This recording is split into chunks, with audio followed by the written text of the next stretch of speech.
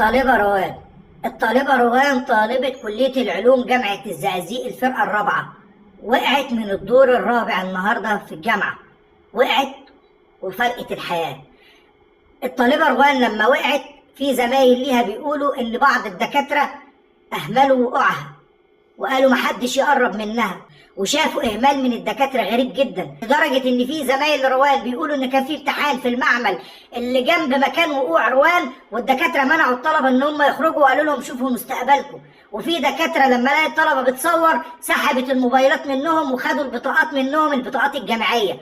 كان في اهمال من الدكاتره ما احناش عارفين ليه، وسبب وقوع روان الله اعلم لغايه دلوقتي هو بسبب ايه. وفي زمايل ليها بيقولوا انه من كتر الدم اللي على وشها ما كانوش عارفين ملامحها، لدرجه ان في بنات راحت تسد الدم والنزيف اللي نازل من مناخيرها مش قادرين، وفي طالب قلع التيشيرت بتاعه عشان يوقف الدم اللي نازل من دماغها ما كانوش قادرين. ودكاتره الكليه اهملوا اللي حصل وكبروا دماغهم، وفي دكاتره سابت المكان ومشيت.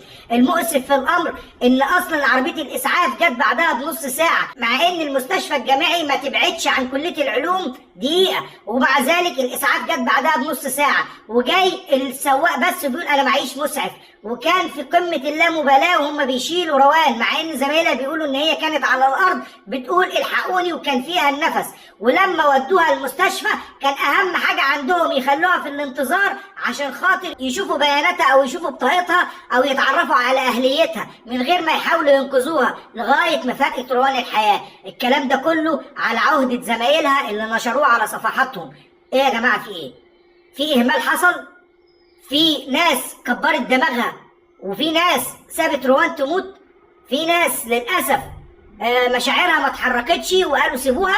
في زمايل ليها بيقولوا يا جماعه احنا كنا خايفين نقرب لها للحاله تسوء، بس كون ان الدكاتره تبعد عن المكان، الدكاتره تكبر دماغها، في حاجه غريبه. ده كلام زمايل روان في الجامعه هم اللي بيقولوا كده، والصفحات بتقول كده.